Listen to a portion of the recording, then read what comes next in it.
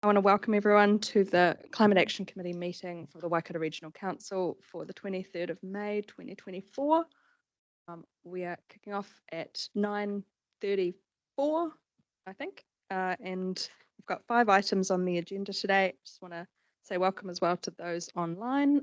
We've got Andrew Marshall, who is a speaker on one of the agenda items. Welcome, Andrew. And Mike Jepson, who we've seen before as part of the Nature Positive Framework agenda item. And then in the chambers, we've got Councillor Stu Kneebone, Councillor Clyde Graff, Councillor Mikhail Darnard, and Councillor and Deputy Chair for the Council, Bruce Clarkson, and myself, Jennifer Nicol. And hello to staff as well who are online and in the room. Karen Bennett, could you please open us up with a karakia and get going? Whakataka te hau ki te uru, whakataka te hau ki te tonga.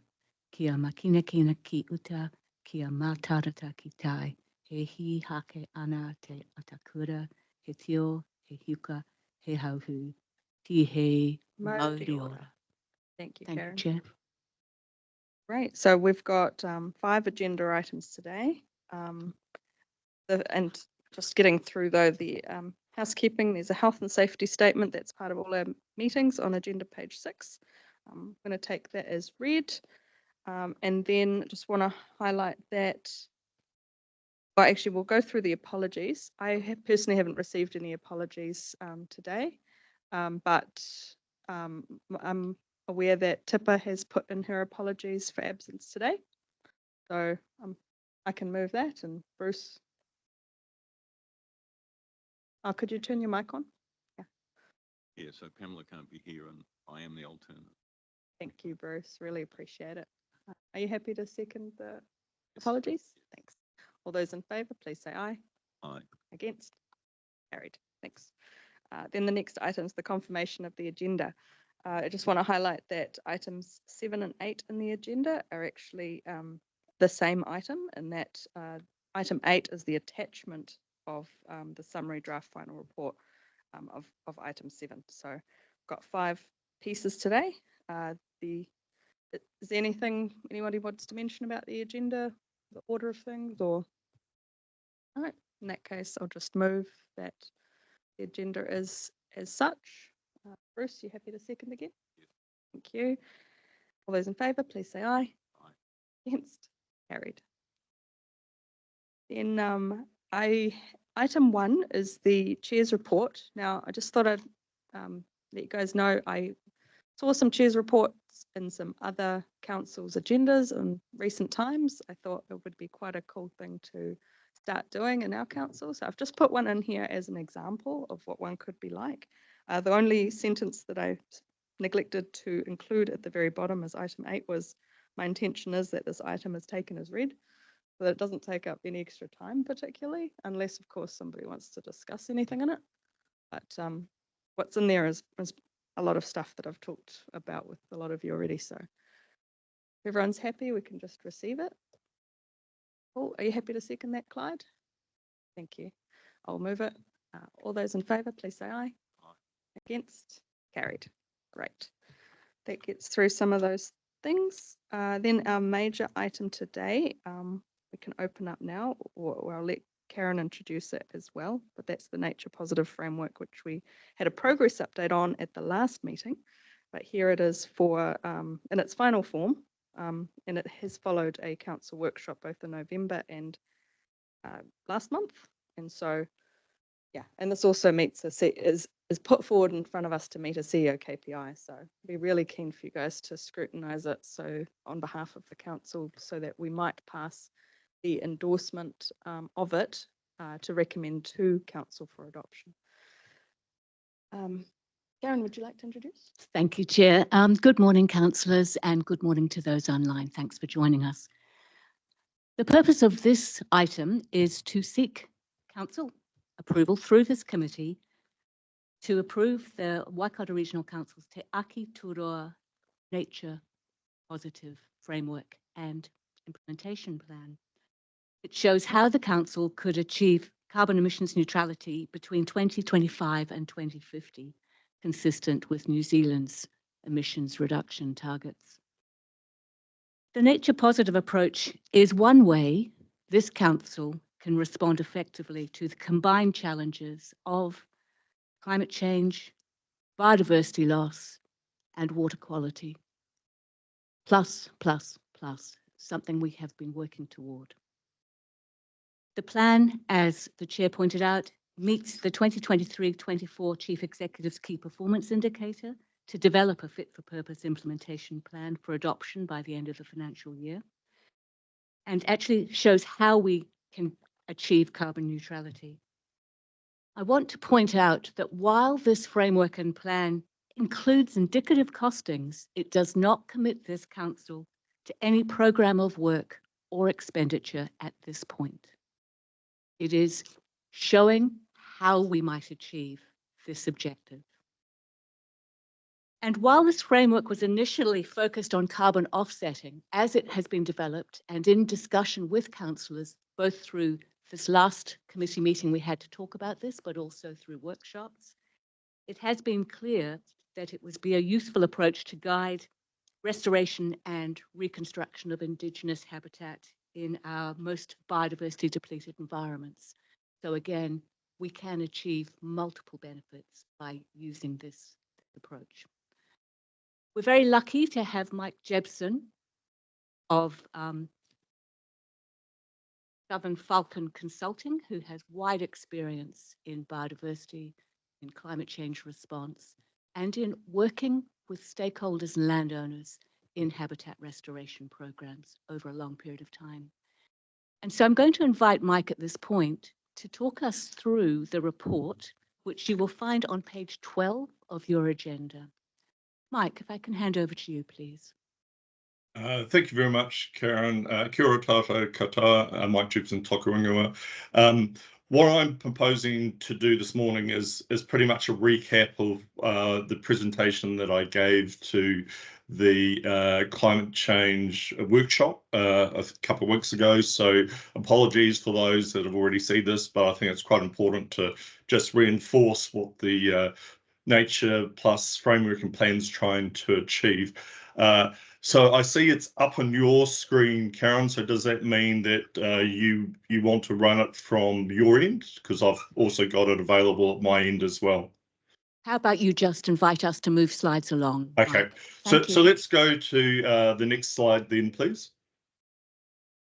So this is just really a recap of what I'm wanting to talk about today. So this is really the presentation of the Te Ake Tūroa Nature Plus framework and plan for consideration and hopefully adoption by the council. So I just want to reinforce what the plan's trying to achieve, what it's found in terms of the indicative areas that we will need to plant if you're going to grow your own offsets to achieve your emissions reductions, some framework considerations, some indicative cost considerations, which gives you the size of the financial costs that you might incur if you decide to adopt this plan. But as Karen's already indicated, these are indicative costs. The actual costs will depend on which projects finally make the cut in terms of what can be achieved. I'm also just going to briefly re-mention the couple of case studies we looked at, which gave a real sense of the types of projects that the council could adopt to achieve this purpose. So let's go to the next slide. So I'm sure you're all aware, you've already got an interim objective of a net emissions reduction target of 68% by 2030. So achieving carbon neutrality by 2050, we needed to update that, forecast out the direct and indirect emissions out another 20 years. And this is in relation to both your corporate emissions. We also looked at public transport and the indirect emissions that is associated with the council in terms of land drainage. We have looked at this, and this plan has actually identified that there's a nature-based solution and a potential pathway that you can adopt to achieve your emissions target challenges. Now, we've set out the key objectives here. It's very much the primary focus is to offset 100% of remaining direct and indirect corporate greenhouse gas emissions after you've addressed those emissions as much as possible and adopted all the cost-efficient ways of reducing your emissions. The second key objective of the framework is then to also offset 100% of indirect emissions associated with the council's role in public transport. That is not required for full corporate carbon neutrality, but it is one of the aspirations of this plan. The third aspect here is where practical and as the opportunity arises, reduce and or offset some of your other indirect sources of emissions. Now, the biggest source of emissions that this refers to is, of course, the land drainage emissions and the loss of carbon from your organic soils. So let's go to the next slide, please. So there is actually two key things when you're wanting to achieve a plan like this. One is you've got to actually achieve your emissions reductions in terms of your corporate and other emissions, adopt the efficiencies where it's practical, where it's cost effective. And having achieved that, that gives you the target of what you would need to offset to achieve your carbon neutrality. Now, we've looked at a range of options, including nature-based planting on council-owned land, and what could be planted and what would need to be planted to achieve those emissions. But first of all, we needed to know what the emissions looks like. So let's go to the next slide. So we've done the projections out to 2050. The blue part of these columns in front of you, that's the estimate of what your emissions pathway looks like in terms of your emissions. So these are the emissions in terms of the operation of your offices, your waste management, any energy use, travel, direct travel associated with council activities, and public transport, etc. So when I say public transport, when your council is using public transport for their own purposes. The orange graph in front of you, the orange part of the bar, that is the forecast of your emissions associated with public transport use. Now, you will note that in terms of the orange bars, most of the reduction shown in these graphs is achieved by 2032, and that's really because of the electrification of your bus fleet. The residue of your emissions, your indirect emissions associated with public transport, that's in relation to Tūroa, the train system that you're a partner with. As you can see, you're looking pretty positive in terms of your plan to reduce your emissions, particularly your corporate emissions. There's a longer term question about the Tūroa emissions and what they might look like with a new rolling stock, etc., sometime in the future. But we've basically flatlined those emissions based on a jump up in some use and then out to 2050. So let's go to the next slide.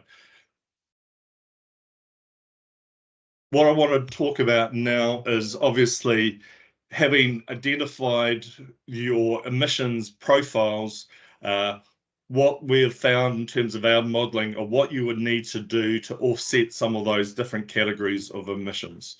So for council corporate emissions neutrality, this is your direct and indirect emissions directly associated with corporate activities. So this isn't public transport, this isn't land drainage, this is your core activities.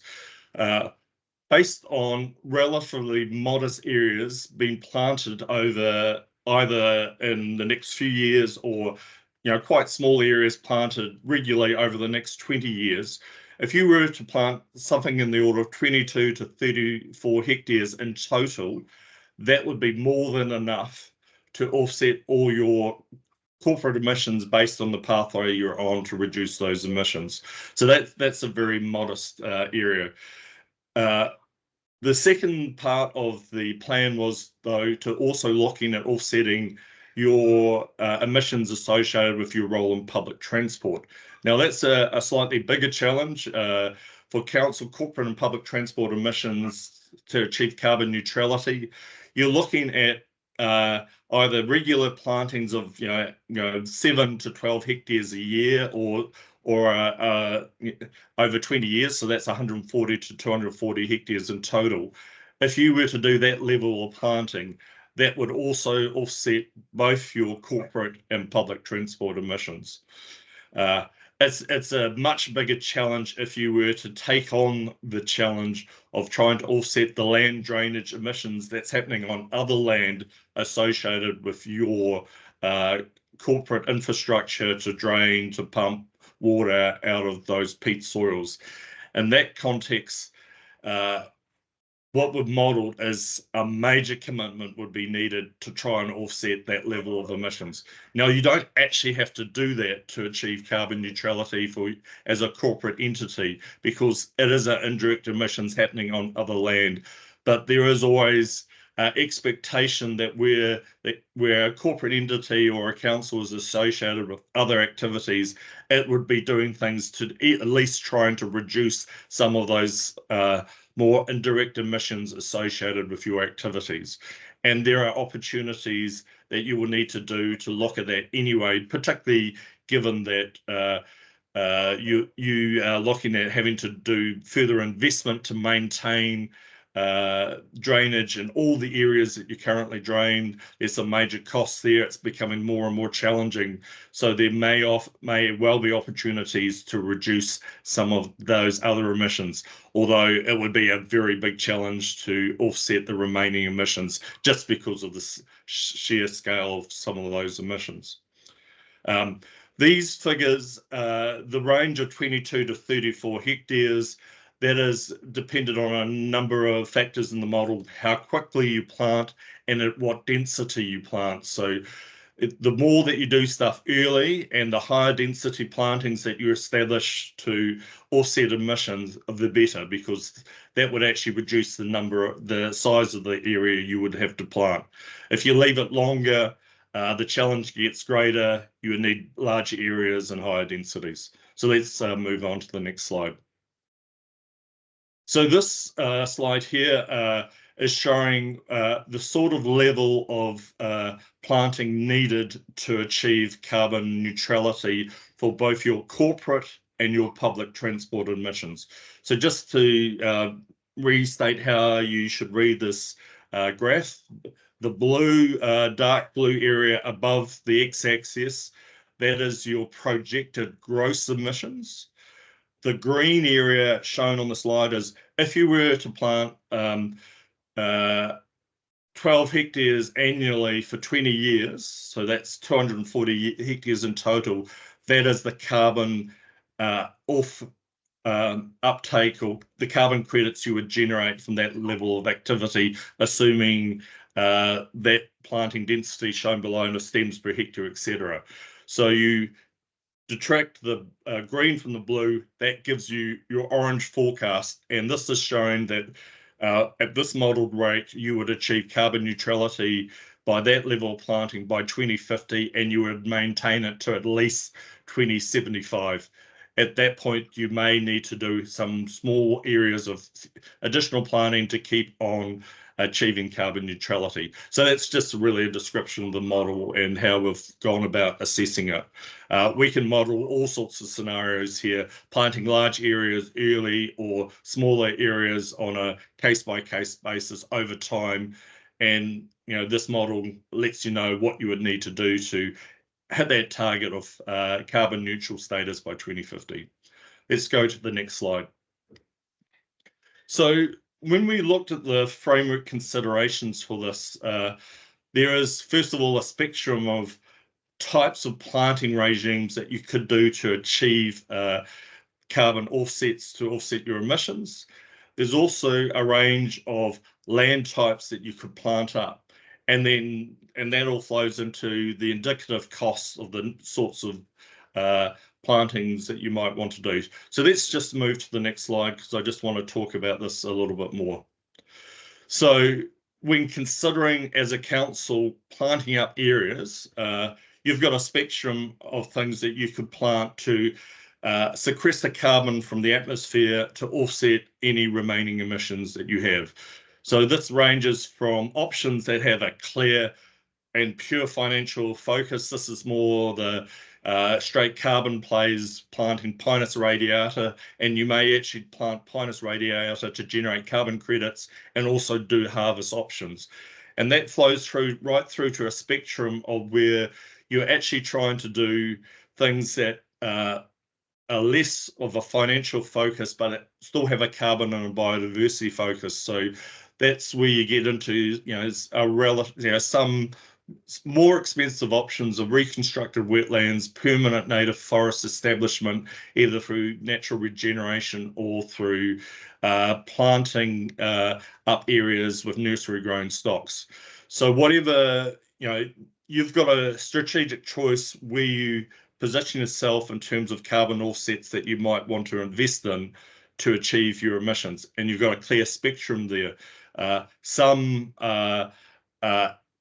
more understood than others. So reconstructing wetlands, it's less certain the sort of carbon uptakes you would generate through that, but there's a lot more clarity about the sort of carbon uptakes you would get through re-establishing native forests or planting Pinus radiata, for example. So we looked at that spectrum. Yes? I was just going to say, we've got a question on this slide. Is that all right? Sorry, Mike, to interrupt your presentations before my thought goes, because on the document on page 29, number 54, that was one of my questions that you've just brought up in your last comment. That you said that we've found only unreliable estimates for the likely carbon uptake on associated and re-wetting peat soils and restoring wetlands. And New Zealand estimates for a likely carbon uptake for the blue carbon restoration project. So I thought wetlands were one of the ones that were more higher than the forestry for carbon uptake. So with particularly with re-establishing and re-wetting peat soils, the biggest benefit there is the emissions reduction, and that's because these peat soils have built up over a very millennia. So it's taken a very long time for those peat soils to build up. So their actual year by year carbon uptake is lower in the short term, or in the 50 to 100 years, than planting native forest or pine forest. It's a very slow burn. So the more you do that, it will sequester carbon over time, but it won't be anywhere near as fast in the short term as planting trees. So, but you will certainly get a major, on a per hectare basis, reduction in the actual emissions associated with that current land use of peat soils. Thank you, Mike. Thank you. Carry on, Mike. Okay, so why don't we move to the next slide? So the other element of the framework that we looked at is, so there's a range of options in front of the council in relation to the sorts of lands that you could investigate to plant up to offset your emissions. Obviously, there's the land that you already own. There's land that you could purchase with this specific provision, where you would target buying significant blocks of land just with the incentive or the decision to plant up. There's a variation of that option where you purchase land, you plant it up, and then you on-sell it to someone else with a carbon sharing agreement. So that's, and then there's partnership options where you explore planting up other lands with either the Crown, with private freehold landowners, or Māori landowners. Now, in terms of those latter options, you're getting into the complications of having to do land agreements, carbon sharing agreements, putting in place things like covenants to ensure that the whatever's planted is maintained and generates its carbon credits. The other aspect that we looked at here is, as a regional council, what are your drivers for planting up land? Because it's not just in relation to carbon. You've got your aspirations to encourage your region to be a sustainable low emissions economy. There's the regional biodiversity benefits, particularly when you use certain planting options of biodiversity enriched native forests, for example. There's the aspirations that you have of partnering with your iwi in terms of land restoration. There's community resilience benefits because there's particular blocks of land in your region that would be associated with major infrastructure, roading, flooding, etc. And there may well be benefits for planting some of those areas as well. So that's why we developed this matrix of up on the right, up across is the sort of land options you might consider and the drivers. Now, in doing this work, we think the sweet spot is planting up some of your own land with a nature plus biodiversity focus as well as a carbon focus, and that would lead you to the planting options, which is more about restoration of Indigenous biodiversity in your region. That really ticks quite a few boxes, not just the carbon box, and it's reasonably well known and practical, and as I'll talk about, reasonably cost effective relative to some of the options, other options as well. So let's move to the next slide. So I've already touched on this in terms of the land-based options.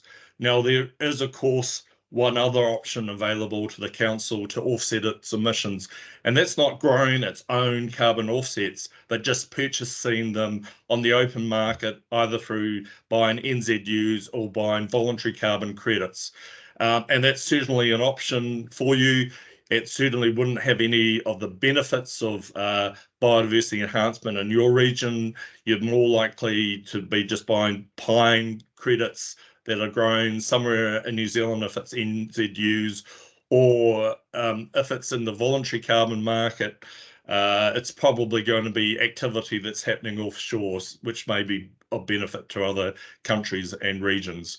But that's certainly an option, and depending on the price, that may also be an important thing to do as a hedge in relation to having some reserve carbon credits, just in case whatever you do in terms of planting isn't as successful as you thought it would be, or in fact, if you're not as successful in reducing your corporate and other emissions as you're planning to be at the moment. So that's still very much a possibility and a hedge that you could do as a council alongside growing some of your own offsets.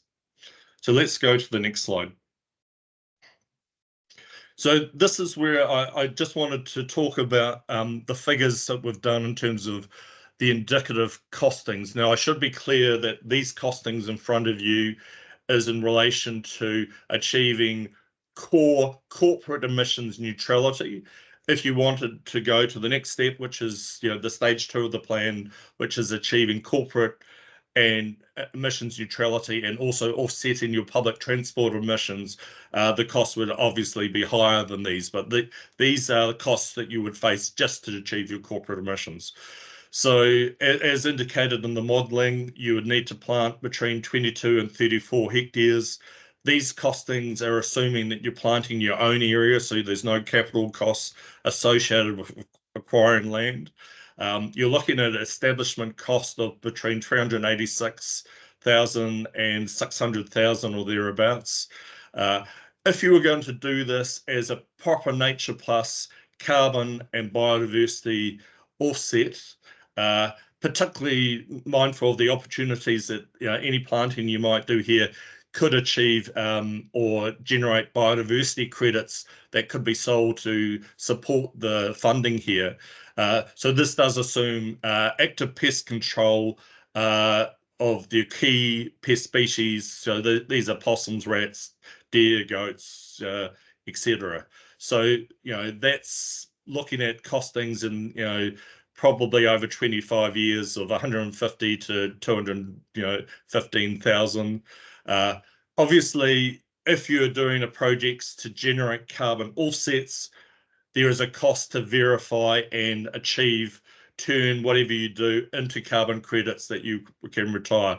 So there is a cost associated with the measurement of plots, etc., in anything you establish. So our indicative costings, this is looking like something costs incurred over 25 years of 650 to 770k. Now, to give that a little bit of context, if this level of activity will generate a certain amount of carbon credits. So there's a known volume or forecast volume that this would produce. As a counterfactual, I looked at pricing the same amount of carbons based on the current price of carbon and also some forecast prices of carbon. Now, when I did this about a month ago.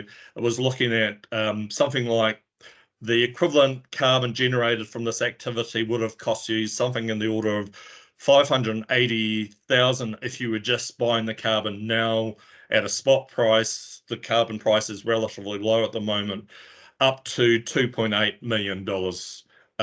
And that's based on some forecasts that MFP has done on how they see the carbon price may rise under the New Zealand emissions trading system.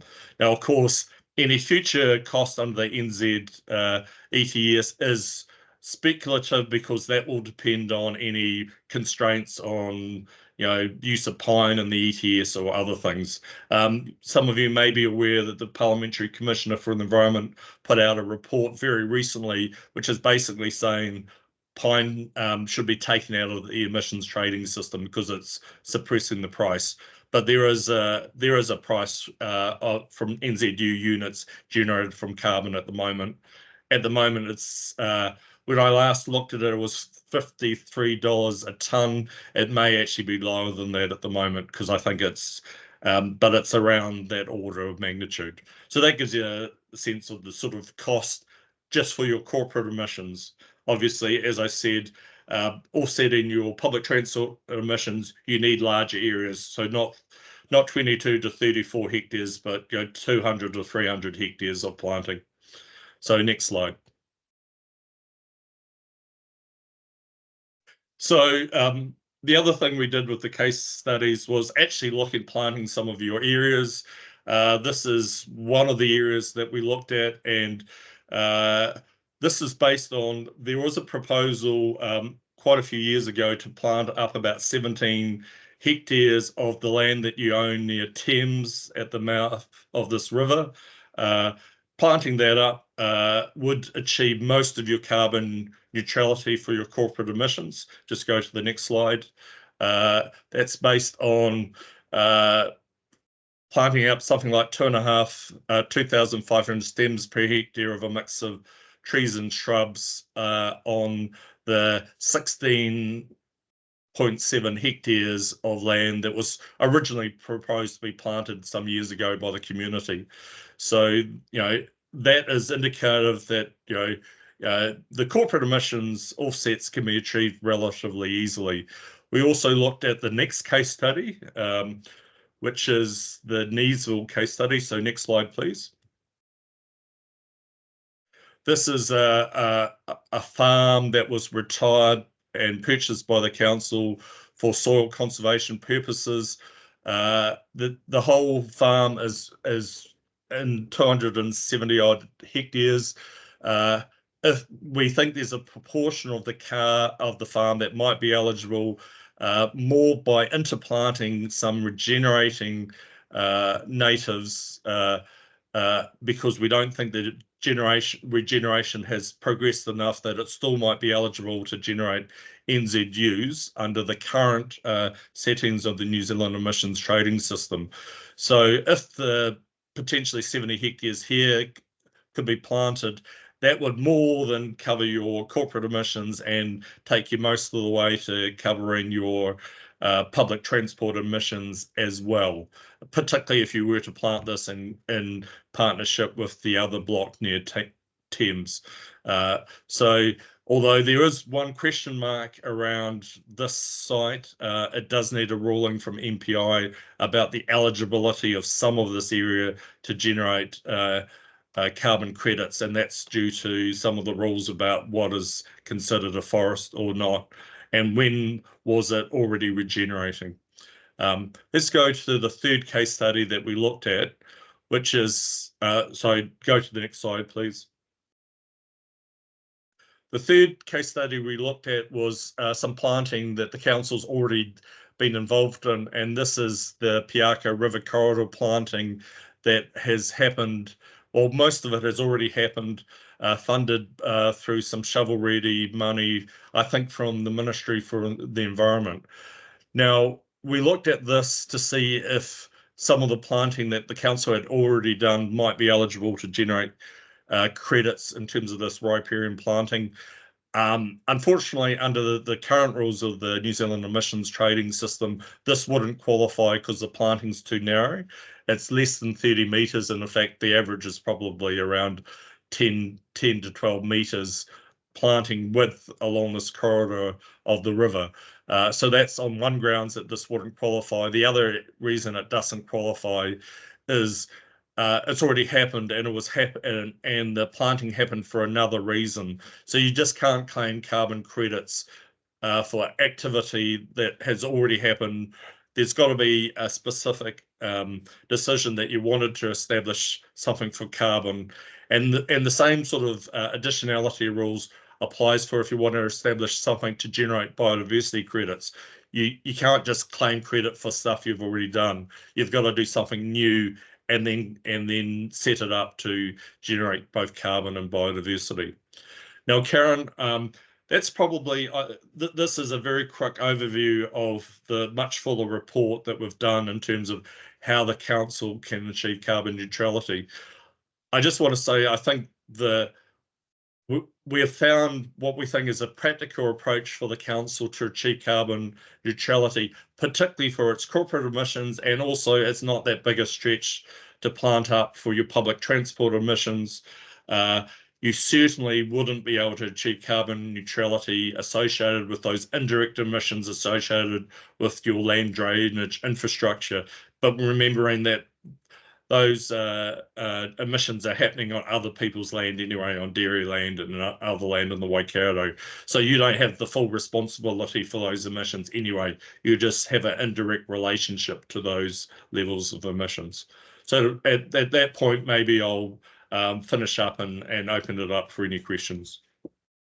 Great, thank you, Mike. And I really appreciate, I can see how from the workshop several weeks ago, you and Karen and others have taken that feedback on board, and it's a really slick agenda item because there's a lot in there, and I see a lot of that has moved to the appendix as well. So overall, I'm just seeing an easy to digest way to have quite a comprehensive methodology later.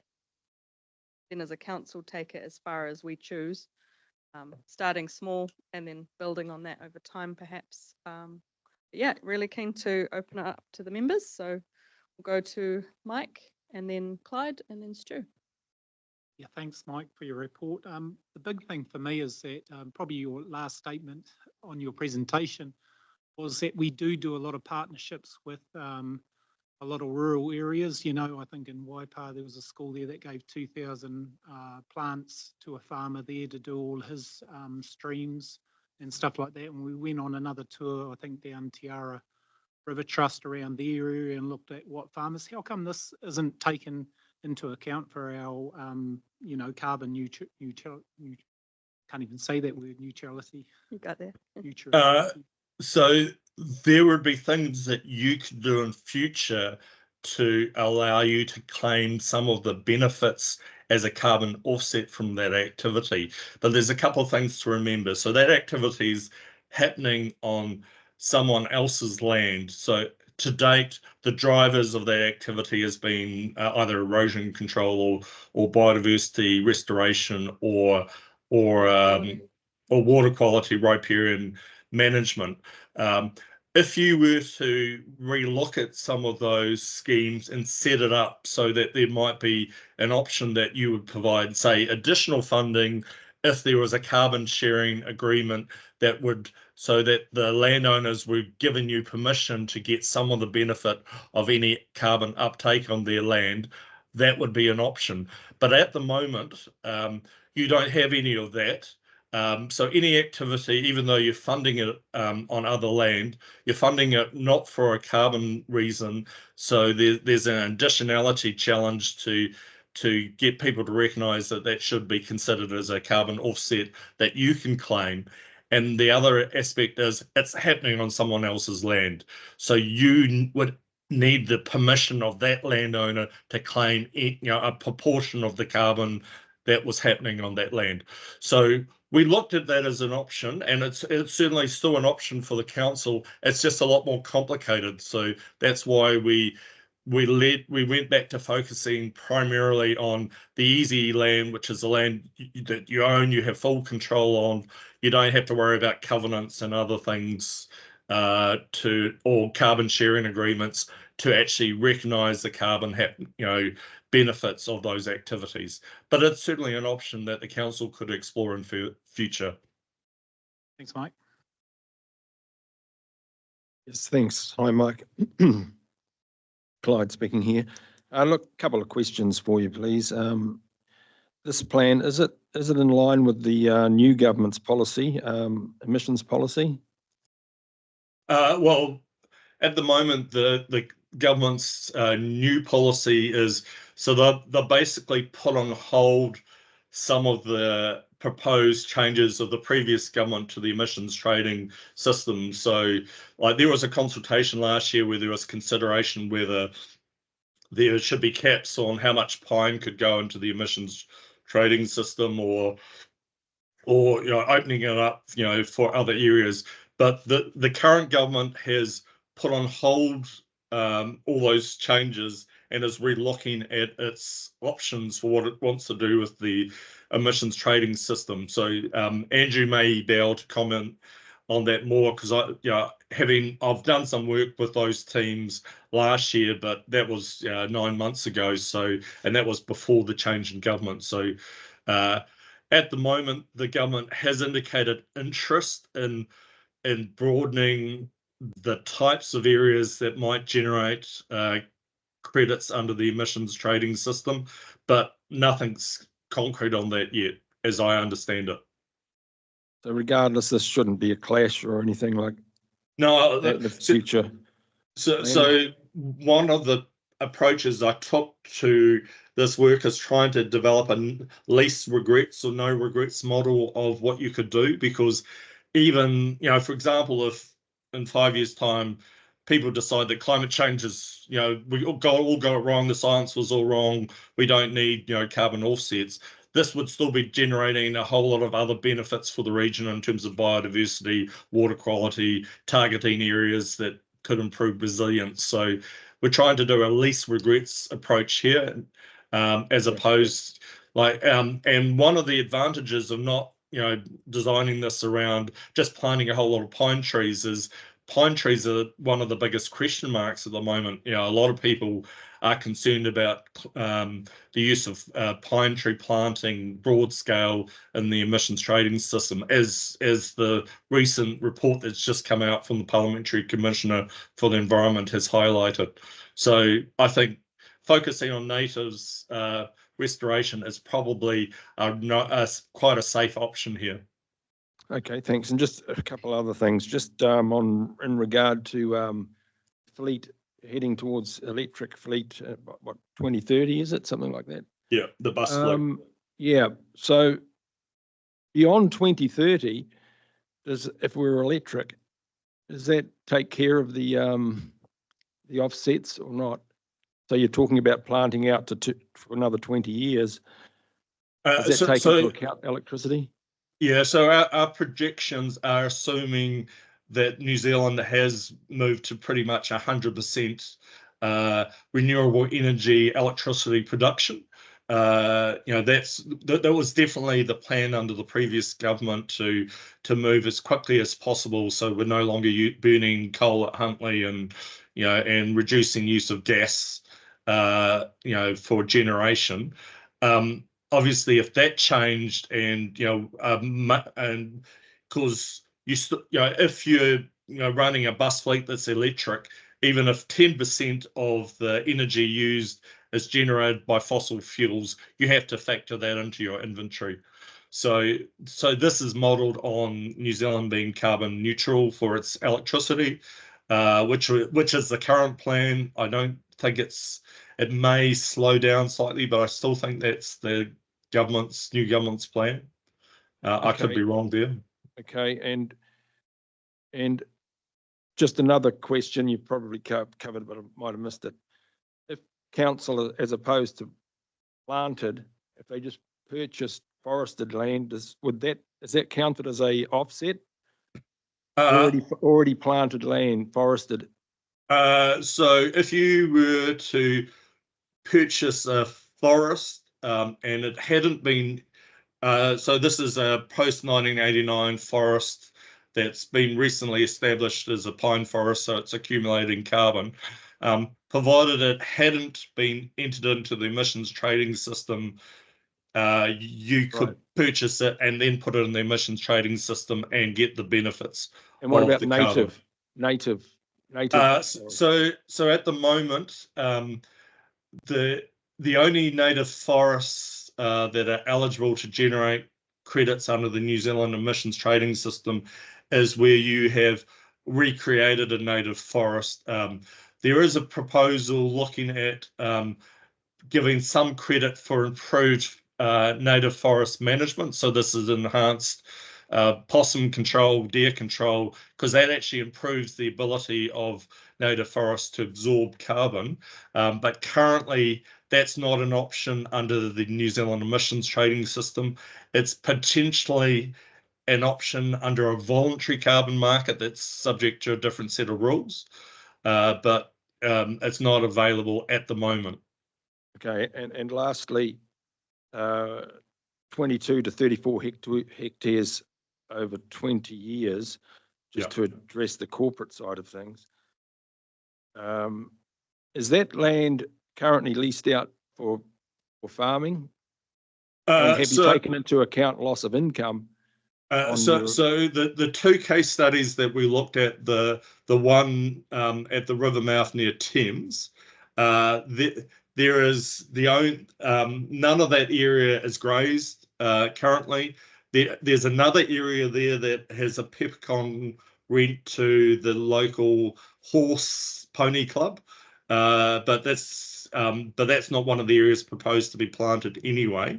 In relation to the Neesville property, none of that has been farmed, and there's no grazing or anything. There's no loss of income there. Potentially, if you were to plant up some of your other berm areas as part of your flood protection works, some of that is grazed by the neighbouring farmer under pretty modest, lease agreements. I think they're 5-year lease agreements for grazing. But I understand that's pretty modest funding that will be affected. Okay, thanks, Mike. And thanks for your presentation. Very, very good. Thank you, Madam Chair. Good discussion, thank you. Stu, and then Bruce. Hey, thanks, Mike. Hey, can you just help me with fleshing out my understanding of the additionality criteria? Because I'm sort of struggling with it a bit, hey?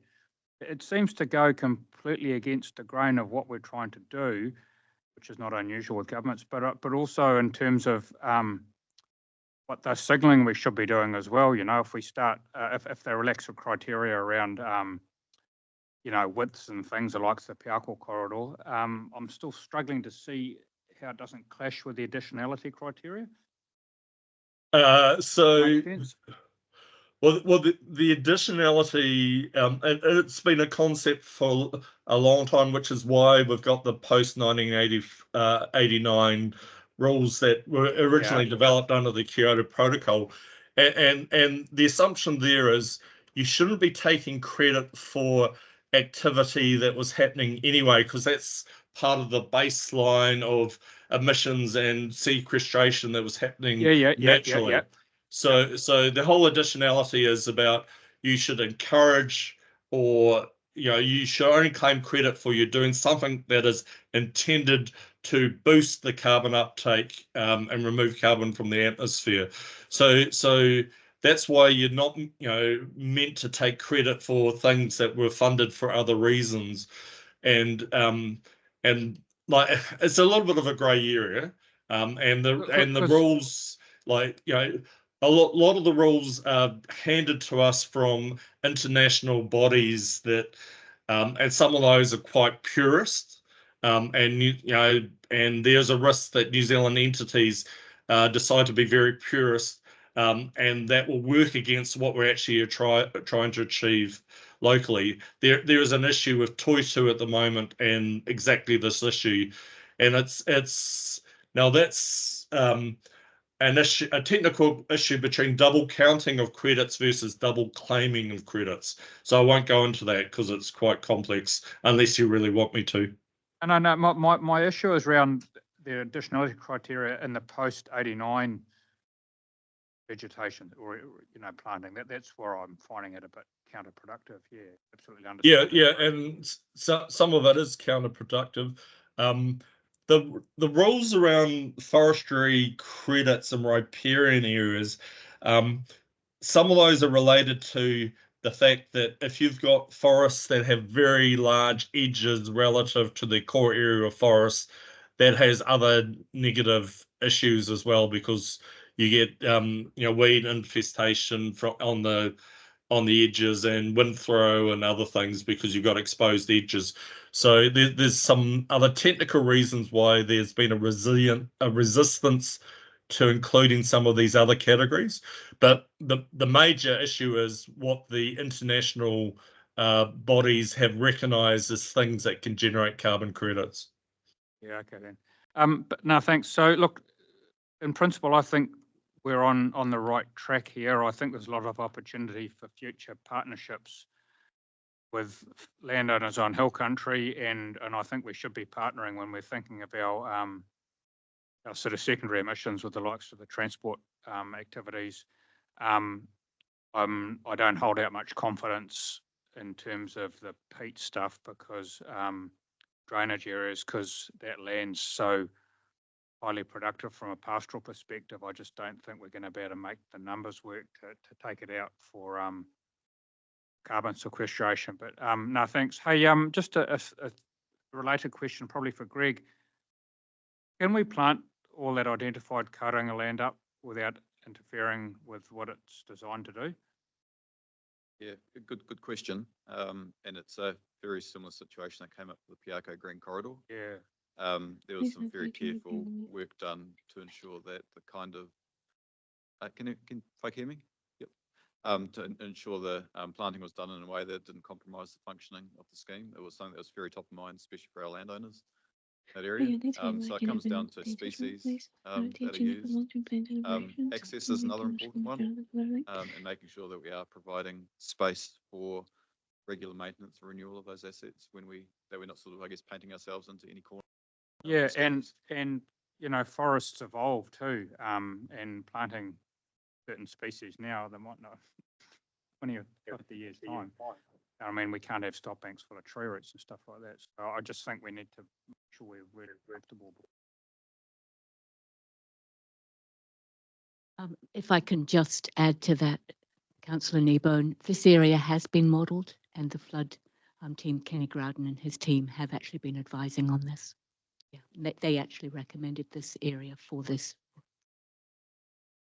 Yeah, and just my response to some of your comments, Chair, is that while we're coming at this from such a carbon offsets, carbon neutrality point of view to initiate this project, all of those other things you mentioned, including, say, on peat soils, all of those, or whether we're working with landowners on riparian planting, it's to take the holistic view each time. And yeah, perhaps once we have this method, we might look at whether there's an opportunity there for this at the same time. But that holistic view is always really critical. Bruce. Yeah, look, actually, Mike started getting into it. I was just going to raise the issue of domestic targets versus international targets, because we're still guided by a good number of international agreements. targets. So it's not just a question of what's going on domestically in our politics, it's also the international agreements that have been signed on to. And I also wanted to just add something to the additionality debate because it's really complicated. And one of the classic problems with some of the moves that are afoot for improving carbon sequestration, for example, on the native forest estate managed by the Department of Conservation, is that is viewed actually by many international bodies as a form of indirect benefit, which should actually be occurring anyway.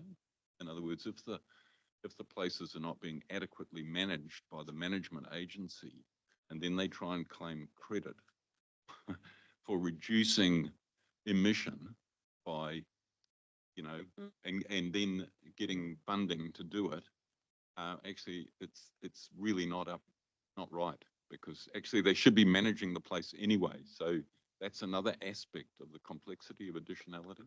But if you think of 89 cutoff date, the assessments they did in terms of what was being sequestered by the forest estate in New Zealand at the time must have been calculated on the majority of the conservation estate that had 2/5 the stuff or pest control. But again, it's quite complicated because there was pest control going on in different parts of the country at that time. And but only in pockets. But anyway, getting credit for something you should have been doing anyway is another issue. So, I can comment on that last point because I was the forestry climate change negotiator at the time when these issues came up. New Zealand had a choice under the Kyoto Protocol about whether we would allow for and account for carbon improvement in our native forests or just in our new post-89 pine forests.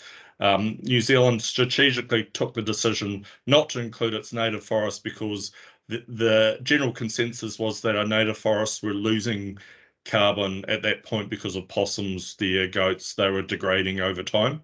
So we had an option in the 2000s not to count those forests, and we took it because it wasn't in our interest to include it.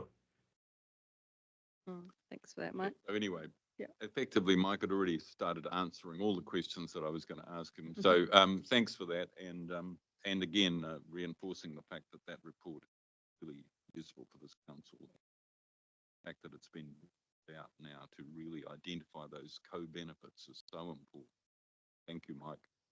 Yeah, and from my perspective, looking at the modelling of the emissions trading scheme prices, you know, which is always, you know, it's speculative at the moment, but there are a lot of trends that sit behind that, why that's been modelled that way. I'm glad we're looking at this paper now and not in 10 years' time type of thing, because just in the way that the numbers are going and the way everything's getting more expensive over time. So I think we've spent a good amount of time on this topic. So if someone's happy to move, Bruce perhaps, and then seconded by Mikhail, then I'll say we're just receiving the report and endorsing the Nature Positive Framework and Plan to recommend it to Council for adoption. All those in favour, please say aye. Against? Carried. Thank you. Thank you very much, Mike. Thank you for the work you've done on this. Really, really appreciate it. I thought I might round this one off with a European saying or whakatauki of the best time to plant a tree is yesterday, the next best time is now. Thought it seemed fitting. Great. Thank you all. Then we'll move on to the next item, which is our speaker for today, which is Andrew Marshall from Ministry for the Environment, updating us on the development of a biodiversity credit system for New Zealand. Is there anything else you wanted to add, Karen? Welcoming. Maybe you go give us a little bit of background. Thank you, Chair, and welcome to Andrew, Principal Analyst for Water and Land Use Policy with the Ministry for the Environment. Now, just a bit of background. I think when this committee first started, we did have conversations about the advantages of compensating landowners for the ecosystem services their land provided, and including biodiversity. And it was a conversation that was in its infancy at the time, and people like Andrew have been working on this, as has Mike, over the intervening years. And you ask about the new government's position. Well, the new government has committed to domestic and international targets. So the goals for climate change response still remain, but how do we compensate and incentivize people to support us to achieve those goals? So at that point, Mike, Andrew, I beg your pardon, we'll get your presentation up and invite you to take the mic. Kia ora. Thank you, Karen. Kia ora koutou. Yeah, thank you very much for having me to speak to your meeting on this work. So, many of you will have been aware that we, the Ministry for the Environment and Department of Conservation, consulted last year on exploring the concept of a biodiversity credit system for Aotearoa. So we have an emerging market in New Zealand and internationally, and what we were looking at was whether there was a role for government essentially in supporting that market to flourish and have good impact for biodiversity and resilience outcomes, and actually also appropriately recognise te reti, within the Aotearoa context. So biodiversity credits, there's a number of definitions, but by and large they've spun out of the voluntary carbon market, and they're a traceable, tradable, generally a performance-focused economic instrument, which relates to a area of land which has an intervention that aims to uphold or uplift the ecosystem functioning and the biodiversity in that area. And so, there's a few examples in New Zealand, ECOS with Sanctuary Mountain that a number of you will be aware of, and then internationally, there are terrestrial and marine examples. So they're emerging, in quite a variety of internationally. If you could move on to the next slide, please.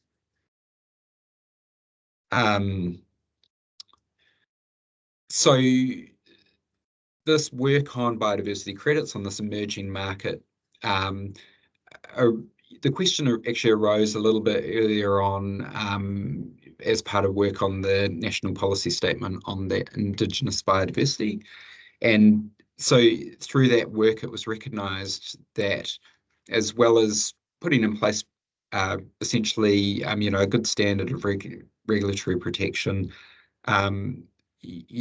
incentives were actually also needed, and there were costs involved with properly protecting and enhancing ecosystems and biodiversity. And so there was recognition of the emerging various economic instruments, and including biodiversity credits within that concept. And so this was picked up by the Ministry for the Environment as a bit of an outworking from that broader piece of work on biodiversity protection. It has also been recognised over the last few years that existing market incentives, predominantly the ETS, is one of the big ones in New Zealand, were incentivising land use change, but not necessarily in ways which were always ideal for biodiversity outcomes and land resilience. And so biodiversity credits were seen as an opportunity there as well to introduce, to support an economic instrument that could level up biodiversity and land resilience outcomes alongside carbon sequestration outcomes. So, you know, there's a little bit of a diagram there on the page about some of the variety of, you know, the spectrum of, you know, the economic instruments and some of the different products and their focus and the overlaps, essentially. Yeah, so if we could jump on to the next slide.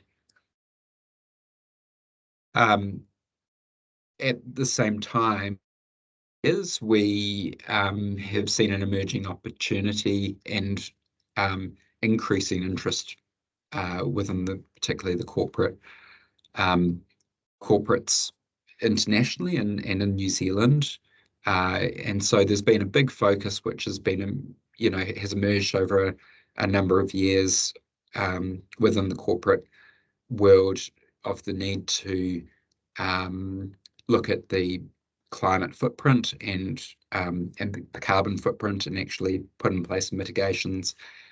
In recent years, there's been recognition that actually the environmental focus of you know, corporates and the like needs to broaden out to also recognise biodiversity loss and circular economy. And so these have been emerging trends within the corporate space. And so the Task Force for Nature-related Financial Disclosures was finalised last year, and that is essentially a companion to the Task Force for Climate-related Financial Disclosures, which and these instruments basically ask corporates to look at their supply chains and you know, in a structured way assess the impacts and dependencies and risks for climate and nature, and put in place mitigations within and also you know, externally to their organisation. And so the Task Force for Climate-related Financial Disclosures has been legislated as a legislated requirement in New Zealand for certain large corporates as part of their financial disclosures. So they're, you know, which is regulated by the XRB. And so the TNFD isn't there yet, but you know, that's you know, it's operating within that space. Currently also, you know, we're seeing a lot of money spent on carbon credits offshore for nature positive claims. And with MFE undertook surveys of businesses, both small and large, about you know, their investing in nature over time, and it was quite an overwhelming response from both the big end and the small end of town, an interest in investing more in onshore and native oriented credits, so biodiversity credits or carbon credits with a native dimension, for instance. And so, you know, we have an environment which is coming together in a, you know, in a hopeful way here, but at the same time, businesses said that they didn't trust the voluntary markets, you know, very much, and so you know, the ETS tends to be a bit more trusted, but the voluntary markets were a bit varied and a bit you know, didn't necessarily have the assurances that businesses were looking for. And so, you know, that's the context really that we're dealing with currently. So if we could jump on to the next slide. So the public consultation was, you know, it was quite a rich engagement. So we, as part of this consultation, we actually undertook quite a number of webinars and hui with Māori at place, and met with various organisations. So we had interest from environmentalists, ecologists, businesses, community groups, involved in restoration activities, farmers, councils, Māori landowners, iwi groups. So there was a very, very widespread interest. So 76% of submissions supported the concept of some form of government involvement coming in to support a biodiversity credit market to be trusted and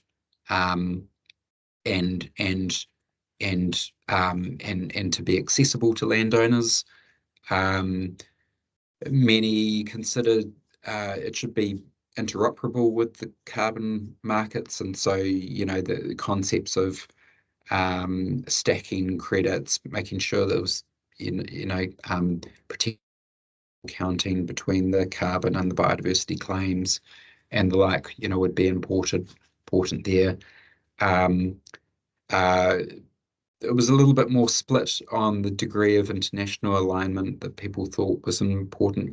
People on the one hand recognize that there's a lot to be said about having a system which is internationally aligned and potential, and the potential for international interest in credit offerings.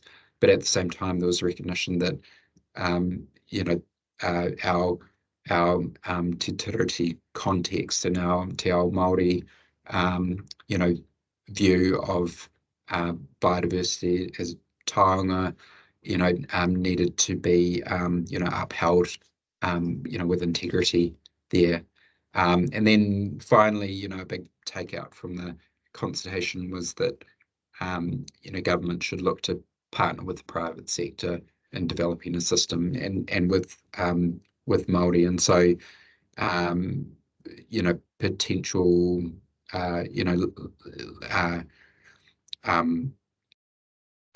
platforms such as ECOS and expressed an interest in being involved, as did Māori land holding trusts, as well as iwi and other groups, environmental NGOs. And so we could just jump to the next slide. Basically, we've taken the consultation, we've released a summary of submissions, and in the next few weeks, we're looking to release submissions, which we have permission to release on our MFE website. And the ministers have given us a green light to take work forward. What that work looks like is still being scoped, so I can't really say a great deal about that, but the timing for that work is that ministers would like a report back by the end of the year, and then we'd be taking looking at firming up any decisions into 2025. So I'd welcome any questions from the floor. Okay, go for it, Clyde. Yes, thanks, Andrew, for your presentation. Just a quick question here. If we go back one slide, 275 submissions. Just wondered how was that consultation process advertised? Who was it targeted at? So we did put the consultation out through a number of channels, and so we were quite intentional about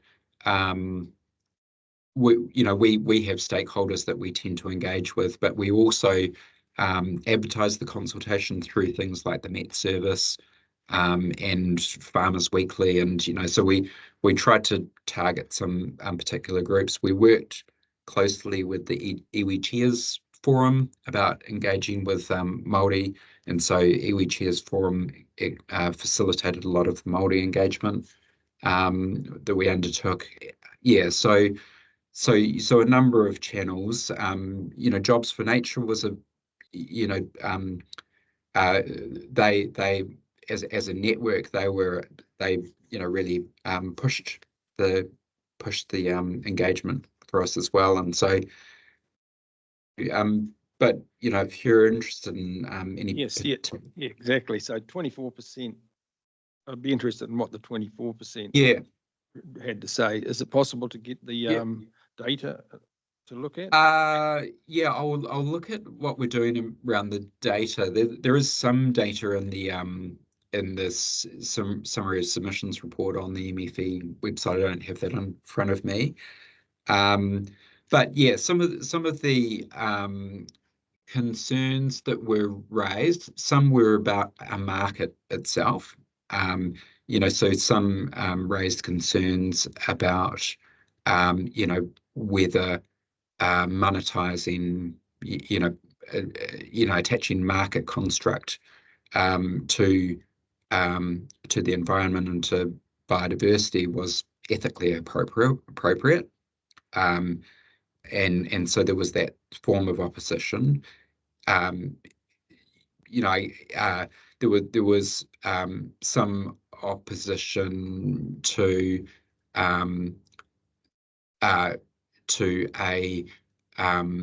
any level of intervention, and some recognition that the market was already happening, and opposition to government becoming involved at all. So there was a bit of a mixture of positions, within that 24%. And so noting that we've already got an emerging market, so the horse is already bolting on that one, so to speak. Okay, thanks, Andrew, and thanks again, Mike. Appreciate that. I see that Mike's hand shot up. Was it in relation to this, Mike Jepson?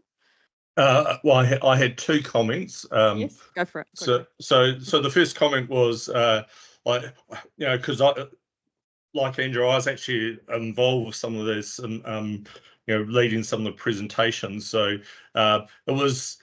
You'd almost be on the fringes of either side. The pure marketeers who didn't want any, regulation of the market on one extreme, and then the very pure environmentalists who, didn't want to associate nature with money. But most of the 75% were in the middle of the bell curve. Like Federated Farmers and Beef and Lamb and some of the more sensible environmental groups were very keen to explore the options. So that was one comment I wanted to make. The other comment was linking this back to the work that we've done for the Nature Plus plan is, given this emerging market, we very much were encouraging that anything the Waikato Regional Council might do in terms of projects, you set yourself to position those projects so they could potentially benefit from this market as it evolves.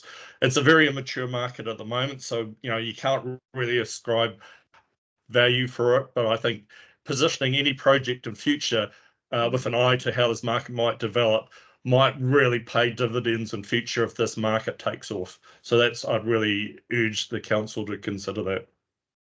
Appreciate that. Thank you, Mike. Bruce. Yeah, I just thanks for your presentation, Andrew. I'm interested in knowing what the constraints are for just getting something set up and getting on with it. The reason I say that is that I know a proposal for what was called a biobank was made to this council about 15 years ago. And so the question becomes, is there other statutory reasons? Are there legal reasons why? Possibly not, because the group that set up the system for Maungatautari, I'm assuming, did it from the ground up. So what are the constraints which have delayed New Zealand getting into this space for so long? Because other countries around the world have been in this space for a very long time. Yeah, it's a really good comment. There's a number of demand and supply side considerations there potentially.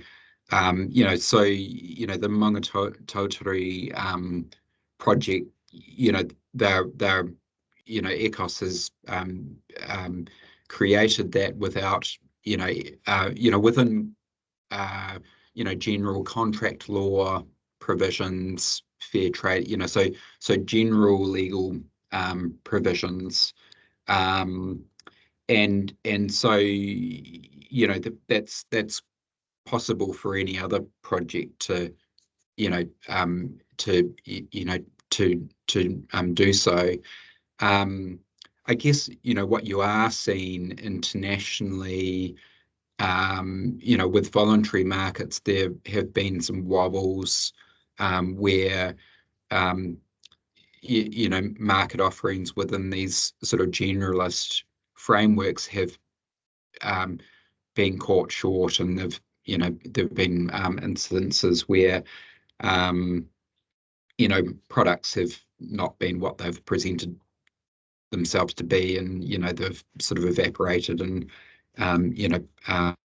and investors have lost money and that sort of thing, and there's hasn't been a lot of assurance up front or recourse really, and so that's a bit, I guess, what we're considering. Is this a risk in the New Zealand environment, and actually could the market perhaps flourish a bit more if there was a little bit more upfront assurances that the products coming in were what they said they were, and had some guarantees that they would continue as they promised.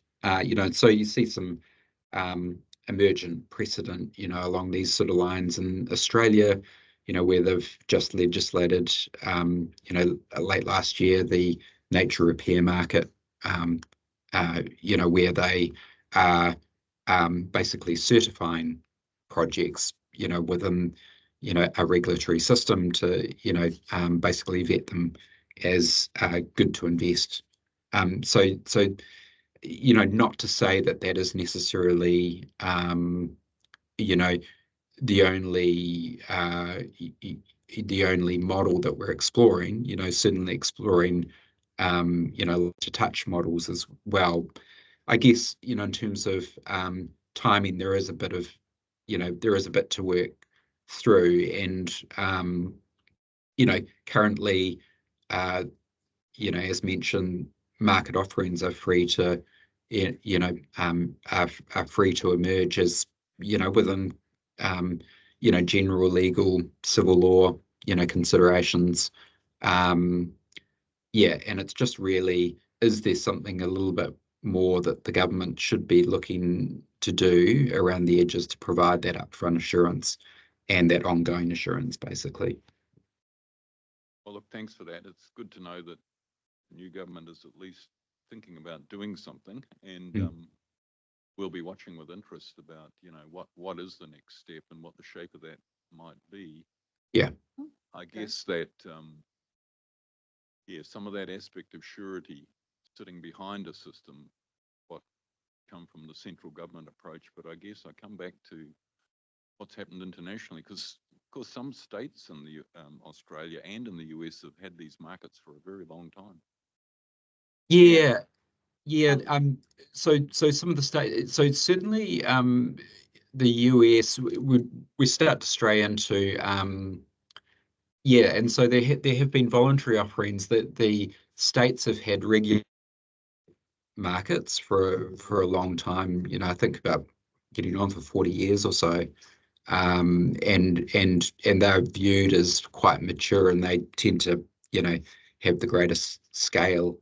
Australia, each of the states, and I think there's a federal system as well, have legislated offset market arrangements as well, and so the nature repair market has been introduced as a counterpart to their carbon market, the ACCU, as a largely voluntary system. So there is potential relationship over time between those compliance mandatory or offset markets and a voluntary market, but there's probably a little bit of water to go under the bridge.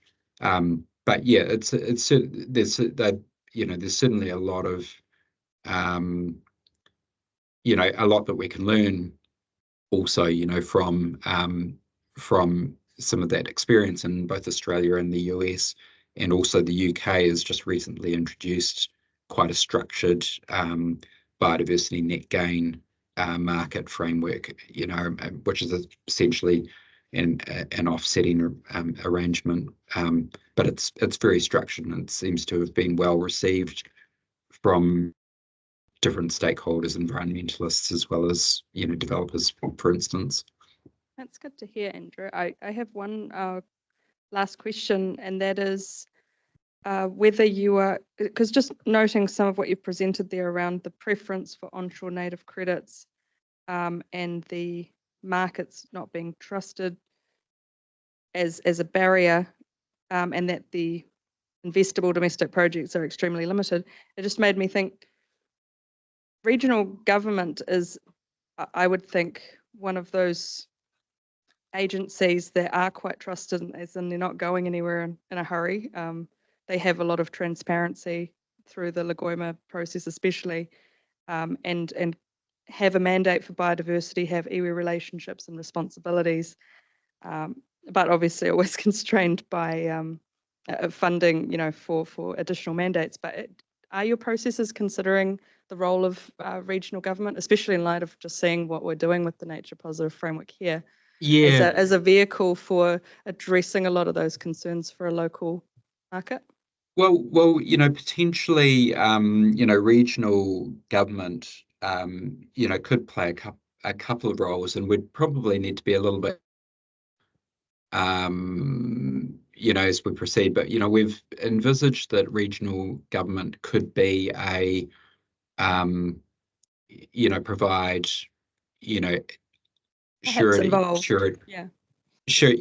provide assurance, surety services, or ensuring, independent, baselining and monitoring is undertaken, and so provided almost a regulatory function of a market potentially, as well as, I guess, in line with the presentation today, there is that potential also to sell into the market. I guess, if the regional council was a regulator and a seller, that, might, create some challenges that would need to be carefully worked through and the like. But absolutely see that regional council, I hadn't considered so much the regulatory side, more the implementation side, to work with landowners and communities to make it happen. Yeah, so I'd be really interested in the feedback, for our roles in these things when it does come out. So, but I am mindful our next speakers are soon to come as well. But I see Mike's hands up as well. Did you want to say something, Mike? Sorry, Mike Gibson. Yeah, a very quick comment. So if the councillors are interested, I was given the job of pulling together all the submissions of the regional council sector on the biodiversity credit, and the council, that submission does envision potentially a role for regional councils. So if you're interested, I can just send you what was sent to Kahika as the collective submission. No, I'd really appreciate that. Thank you. And we'll get that out. All right. We don't have any more questions just now. I suppose we'll receive the report and thank Andrew for his time.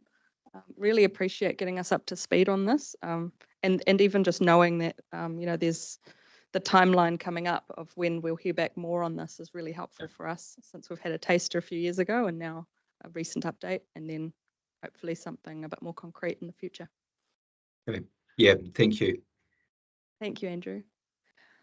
All Thanks. right. Bruce, you're happy to move this one? Were you happy to second Clyde for receiving the? Thank you. In that case, all those in favour, please say aye. Against? Carried.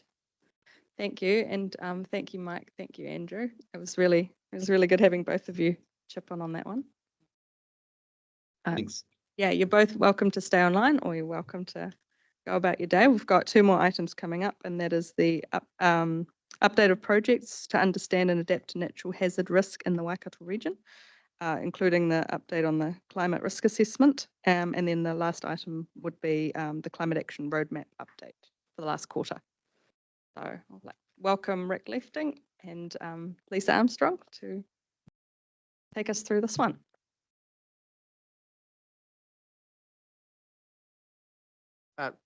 Thank you, Madam Chair, and your koutou to everyone here and in the room and also online as well. Can you hear me okay?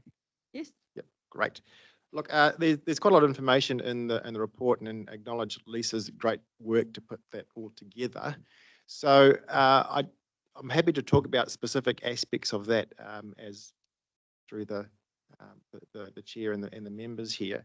I just wanted to also just mention that that there is a lot of work, and what we've been trying to do is, or we're not trying to do, we have been doing, is working in that collaborative space with our TAs and our partners as well, and making sure that we are working effectively and getting the most bang for buck for the projects that we're doing. And there are a lot of projects that are on at the moment and being planned, so we want to make sure that we are aligning ourselves well, and we are getting the most benefit out of those projects, both for the regional council, but also for our communities and our territorial authorities as well. That's just an overriding statement that it's a challenging space, but we are wanting to, and we are working well with others, and actually getting some good go forward as well. Lisa, did you want to talk about maybe something about the risk assessment, and then perhaps answer any questions? Yeah, sure. That sounds good. That was a really good report. Go ahead, Lisa. Kia ora koutou. In terms of the risk assessment, just a reminder that, well, as you see in the report, there's the three components to it. There's the climate change geospatial exposure assessment, the detailed risk assessment, and where we rate risks by sector, and also then reporting, which is about, okay, how do we actually get all this useful information that we've collated out in an effective way to our communities and stakeholders. And so the geospatial exposure assessment we commenced pretty much after the last update to the committee meeting. I think it was August last year, and that's been proceeding. That's actually been a really resource intensive piece of work, but it's bringing together some really useful information, and also highlighting where we potentially have gaps in information across the region, that that inventory of what we have and what we don't have, and collectively with the work that's coming online that we've outlined in this report, will then help inform what we how we plan to approach filling those priority gaps going forward, or indeed identifying what those priorities are. The second element is the detailed risk assessment workshops, which we've paused at the moment because of the just amount of resource that it takes to actually pull together the geospatial exposure assessment. And that geospatial exposure assessment is also a really useful tool for when we carry out those detailed risk workshops in whatever form they might be. So we've got a range of considerations that we're thinking about as we plan how we might best deliver the detailed risk assessment workshops and the rating of risks going forward. But number one is waiting until after we've completed the geospatial exposure assessment, so that we can then share that with stakeholders and iwi partners and say, okay, based on what we've brought together here and the gaps we've identified, what are your needs? What do we actually need to work on and focus next in terms of our climate and our understanding of climate change risk across the region? The reporting component, we've already also been doing some work investigating different options for that, which is outlined in the report. I won't go into detail unless there are specific questions, but initially we'll be producing a written report based on the geospatial exposure assessment, and then also looking at using Esri to present some of the results. In the midst of this, and this is why we're saying, okay, we'll complete the geospatial exposure assessment and then look to next year, how do we best approach meeting the region's needs in terms of climate change risk? There's a whole heap of national work coming online, and that we want to understand and help that information to shape how we address our climate change risk assessment work, and also our local work. So we've got our adaptation projects that, bring together, pulls together an understanding of climate change risk at local scale.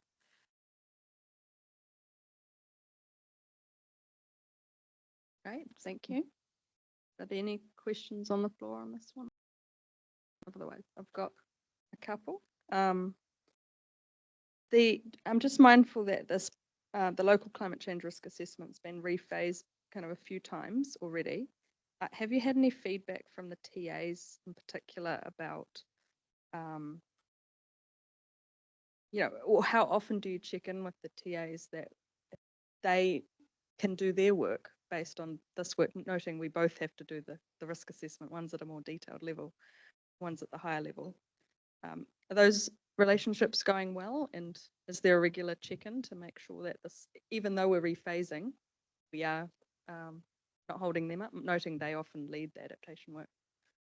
And that's right. So we have great collaboration with our TAs and particularly through the community adaptation planning processes. So and that's where the rubber meets the road, and that's where, from a regional perspective, we can provide that consistency to those key TAs that we're working with across the region as well, and working with them on their needs around climate change. In fact, just before this meeting here, talking to Karakia District around modelling in the Karakia Plains area and looking at climate change scenarios. So we're doing that already. We also understand that some of our TAs are looking at undertaking their own climate change risk assessment work. So when they are ready, then we can assist them as well with the information that we currently had. And it will be, in terms of our regional risk assessment work, it is a bit of an iterative process, because as you've identified at that district scale, we do know more, and you need to know more at that more district and community scale. So it's very much a moving target in terms of our understanding of climate change risks along across our region. We're always learning, and we're always wanting to work together. Yeah, and in terms of that understanding of risk, I mean, if you look at some of the detailed climate change risk assessments completed by other regions, a lot of them are rating the risk at a regional scale and saying, yes, this is the rating at a regional scale, but to understand it properly, you actually need to work at that local or district scale to actually properly understand what that risk is.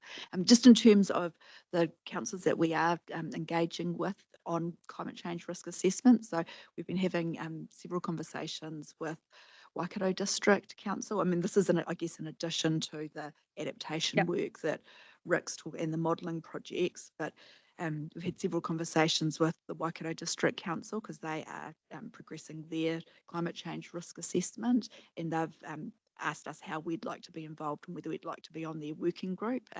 We need to but my reply was we really want to collaborate, but we also need to be aware of our resourcing. And I'm just trying to think, I think it's Matamata Piako, Anne or Annie Gummer has reached out to us for for advice on how to carry out their climate change risk assessment.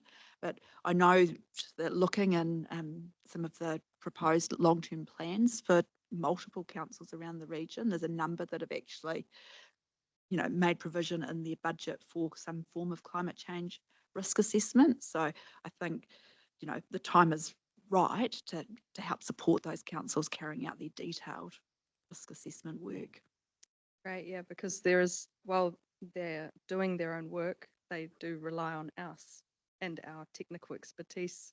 Not going to all hire their own necessarily, depending on the size of the council, right? So it's just probably a message for Greg mainly, and just Karen, to hear that in the deliberations next week. Really keen to have that conversation about, have we got the right level of resourcing based on what we've now seen in the LTPs from other councils, how much they're likely to ask for of our help in the next 3 years, especially, and beyond, obviously, but because that's just the main thing there. And I had a quick question, just because in the next item talks about, because the regional resilience piece came up as a few times where capacity constraints are cited as a key challenge, and I noticed that there was a landfills and contaminated land sites thing mentioned. I was wondering whether the focus there and the lack of capacity there is holding up any of the local climate risk assessment work. No, I think that's a completely separate I just wanted to piece of work clarify. here and no dependencies. Yeah. Appreciate that. Thank you. Anyone else? Bruce? Yeah, I've just got a question. At point 34 in your paper where you talk about data gaps, what is the process for filling those? Do we rely on internal or external sources for that data? Noting also that currently NIWA is just in the process of shedding a good number of staff who would have been helpful to our data gaps. Yeah, so what is the plan for filling those gaps? Look, you've certainly raised a very important point around what is the capacity nationally to help regional councils and communities with a lot of this climate change data, and we are waiting for, and currently we don't see any impediment to the recent issues at NIWA, is that by the end of June 2024 we should get national downscaled climate information, which will cover quite a few of those points there. And in terms of landslides, we've also mentioned the upcoming work that we will have in the next few months around a regional landslide susceptibility layer as well to complement our other regional layers. So yeah, there are some challenges there in terms of obtaining that information, but it is again needing to prioritize what we need now and what can be obtained some other way, either working collaboratively with our research partners or our TAs as well, in terms of maybe rather than regionally, it's focusing in on certain areas. Could I just add, Rick, that you, in terms of our planning going forward, and you may recall in the understanding and adapting to climate change natural hazard risk business case, one of the pieces of work that is planned is a natural hazards strategy and data acquisition plan. And one of the key purposes of that will be actually to address that very question that you've raised. So we actually have a strategy in place to address some of these missing pieces of information. And we can also share that strategy with stakeholders to then work collaboratively with them to resolve some of those gaps. Yeah, just an additional comment, because during the SOE process, the discussions around state of environment, we were shown rainfall data, which essentially came to the conclusion that the amount of rainfall is declining.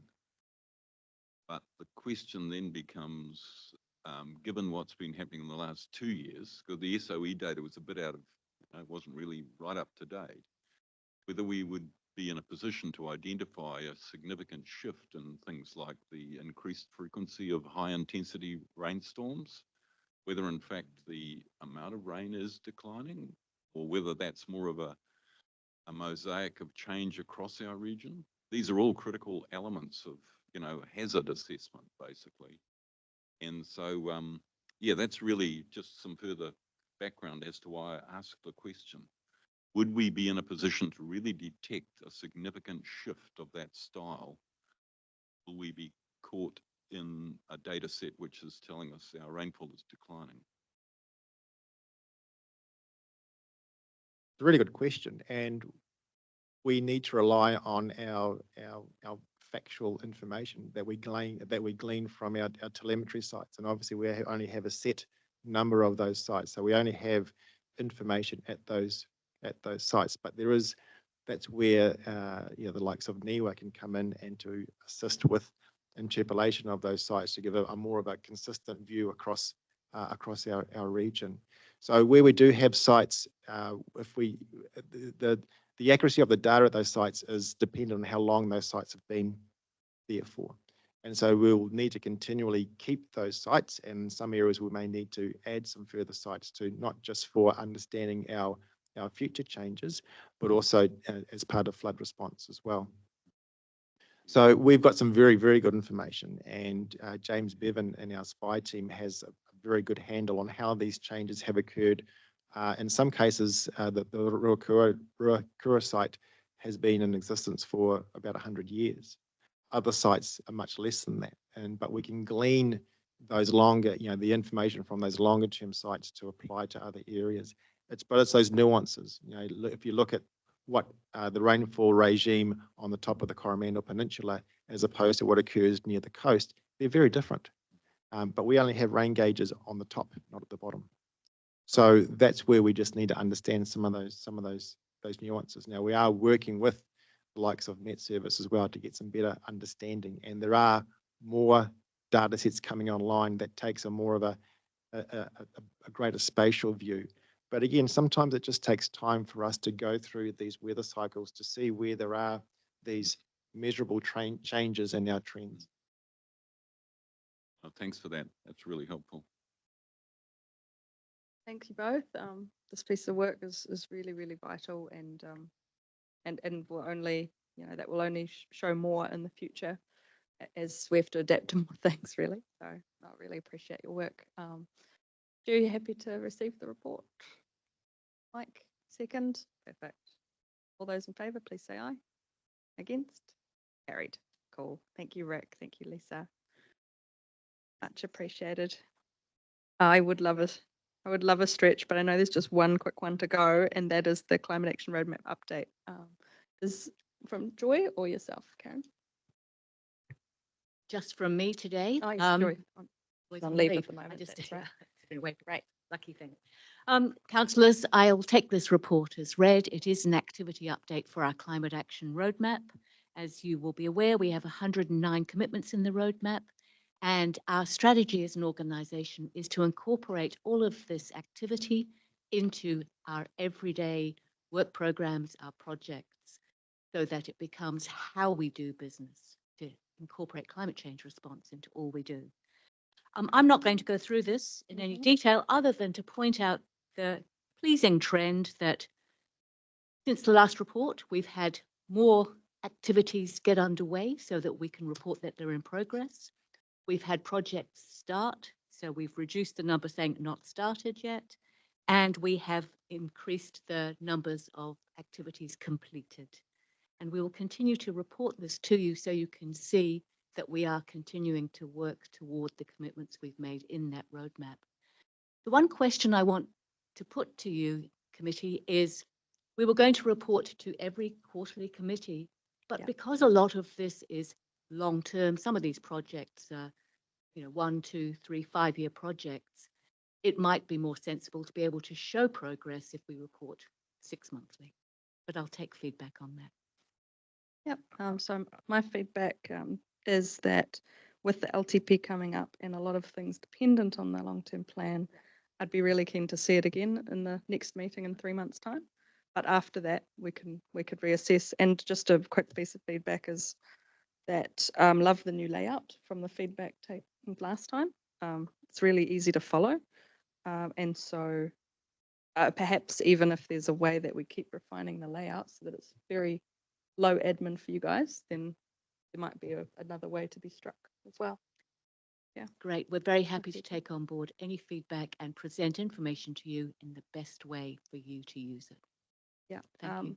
I only had a couple of things. One was under the completed table on agenda page 89. The second one on energy and industry. I would see the completion of the second one, there 5.1, when the energy strategy is completed as opposed to just the inventory. That's just my feedback on that one. Because it feels like the halfway step to what, to me, that goal says. And then I was wondering, when you compile this, how can we know that it is comprehensive in the way that, because I imagine you might be having challenges that if somebody is very busy from a certain department, they might not be able to get you that feedback. Hence, we might only be seeing the pieces that people have managed to feed back on to you to incorporate in the report. Do you have a system, or do you have a comment on how comprehensive you feel this is based on the engagement you have at Carrick and such? Well, as well as Carrick, I know it's one-on-one conversations with different colleagues. Right. And these are actually booked in advance and scheduled so that people know it's coming up. And the template sits with all of our colleagues too, and we're reminding them about how we are wanting to make this far more comprehensive and useful for councillors and public. Great. And then my only other question was on the item on the table where the 5 roadmap commitments where capacity constraints were cited as a key challenge. I noted that most of them were not mentioned in the challenges table just before. Is that because it's kind of meant in addition to? Question on layout, I suppose. You can blame me for that because, as you know, my colleague is on leave, so I had to pick up the paper and wanted just to add more detail because I thought you would ask me about it. So if the format's changed, No, that's that's great. me. That's Apologies. great. Now, I'm going to consider it as an addition to the challenges paragraph because it's in the same section, so that's perfect. Thanks. I just want to highlight to the committee members that the 4 out of the 5 topics is in the regional resilience team on regards to capacity. That's why I keep raising it as an issue. So something to keep in mind for deliberations next week when Greg reports back on that. Any other pieces on this one? Is everyone very ready for lunch? Great. Then Mike moves the report to be received. Bruce to second. All those in favour, please say aye. Against? Carried. And thank you, everyone. I'm just going to ask Karen to close us with the karakia, and then we can go on. Unahia mai te urutapu nui, kia wātia, kia mama, te nākau, te tinana, te hinenaro. I te ara takatu, koe rā e rongo, te whakaria ake ki runga, kia tēnā, haumie, hui, taiki e. Thank you, Karen. Thank you, everyone. councillors. Thank you, staff. Appreciate your time.